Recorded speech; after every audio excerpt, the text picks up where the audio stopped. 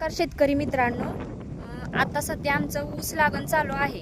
तर मागच्या व्हिडिओमध्ये तुम्ही पाहिलंच होतं की आमचं ऊस लागण चालू होती. आम्ही त्यावेळेस रोपं मागवलेली आणि ती रोपं लावून आम्ही ह्या वावरात रोपं लावली आणि वरनं परत आम्ही ऊस म्हणजे कांड्या तोडून लावल्या. तर कांड्या लावल्या तर मला वाटतं 1.5 एकराच्या कांड्या लावल्या. तर 1.5 एकरात काय ऊस उगवला नाही म्हणजे 1 एकर उगवला, अर्धा एकर उगवला नाही.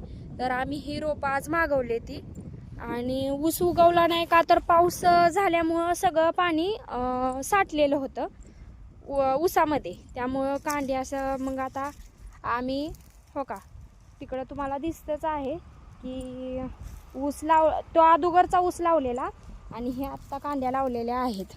तर मला एकच सांगायचं आहे की शेतकऱ्याला डबल कामं करावी लागतात. म्हणजे ऊस उगवला नाही तरी परत तो ऊस लावायचा, म्हणजे किती खर्च बी करायला लागतोय ना, आणि तसा उत्पन्न पण मिळत नाही. आणि दुसरी गोष्ट म्हणजे त्याला खर्च पण जास्त करावा लागतो.